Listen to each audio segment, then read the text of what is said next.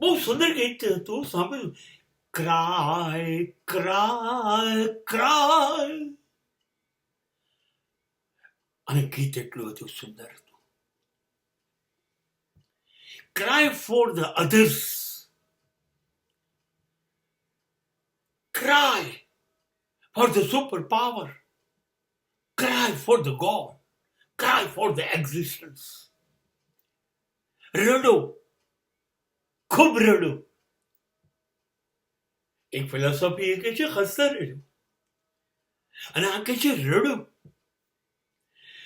બહુ સાચી વાત છે. આંસુઓમાં બહુ શક્તિ છે. તમને અંદરથી ચોખ્ખા કરી દે, હળવા ફૂલ કરી દે. તમારો બધો ભાર વહી જાય, તમારી પીડા બધી ખલાસ થાય, તમે ખાલી ખમ થઈ જાઓ. રડો. So don't cry is not slogan of a life. રડો. કેટલાક લોકો એવું કીધું છે કે પુરુષો તો રડતા જ નથી.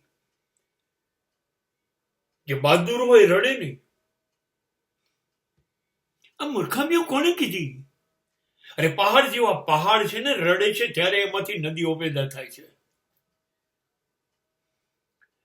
રડવું એ નબળાઈ નથી, પણ ગીત સાબિતી આપે છે. કોઈ દુઃખી થતું હોય તો કોઈનું દુઃખ તમારે ઉઠાવવાનું નથી, પણ એ દુઃખી છે એ સાંભળીને જોઈને પણ રડો. So that is the best piece of crying. કોઈના દુઃખ માટે રડો. કોઈ દુઃખી થઈ રહ્યું છે તો એના દુઃખમાં જોડાઈ જાઓ, રડો. રાજસ્થાનમાં તો એક રડવાનો સંપ્રદાય છે જેને રુદાલી કહે છે. કેમ કે ઘણા બધા કુટુંબના માણસો પોતાની વ્યક્તિઓનું અવસાન થાય ત્યારે દુઃખમાં એટલે ડૂબી જાય છે કે રડી નથી શકતા, અને રડશે નહીં તો એની અંદર બધો ભાર રહી જશે, અને તો અચાનક જ હૃદય ધબકી પડશે અને મૃત્યુ પામશે કે ગાંડો થઈ જશે.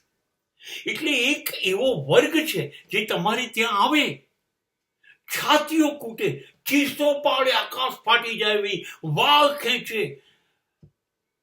ગંભીર વાતાવરણ થઈ જાય એવો ચીસો પાડીને રડે, એ લોકો રુદાલી છે. અને એને બોલાવવામાં આવે, અને એ રડે એ જોઈને જેને ત્યાં દુઃખનો પ્રસંગ છે એ માણસો રડી પડે. રડવાનું આટલું બધું મહત્વ છે. અને મીરા, હા હા, ચૈતન્ય, રામકૃષ્ણ પરમહંસ, એનું રુદન આ પૃથ્વીનું સૌથી શ્રેષ્ઠ રુદન છે.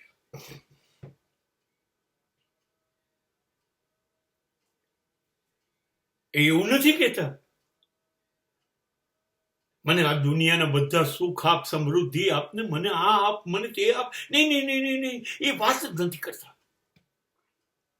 આ લોકો રોજ રડ્યા, રોજ રડ્યા. એટલા માટે રડ્યા કે આજે એક દિવસ વધુ ગયો, કેટલા મહિના ગયા, કેટલા વર્ષો ગયા, હજી સુધી તું આવ્યો નહીં, હજી સુધી તને મારી ચિંતા નથી થતી. તે મને મોકલી દીધો એકલો આ દુનિયામાં. તું મારી ધ્યાન નથી રાખતો, હું તારું બાળક નથી કે શું?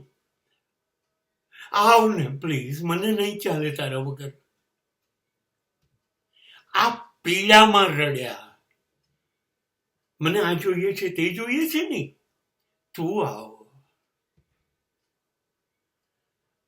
અને એક એવું રુદન છે કે જ્યારે એ રડે ત્યારે આખી દુનિયા હસે છે. અને એનું સૌથી વધુ અભિમાન એની માને થાય છે. જ્યારે બાળક પૃથ્વી ઉપર જન્મ લે છે ત્યારે એ રડે છે, અને ત્યારે માં હસે છે, કેમ કે એક નવું જીવન પૃથ્વીને આપે છે.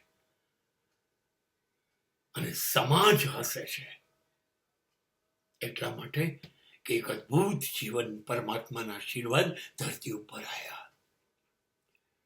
માટે રુદન એ આશીર્વાદ છે આ પૃથ્વી પર.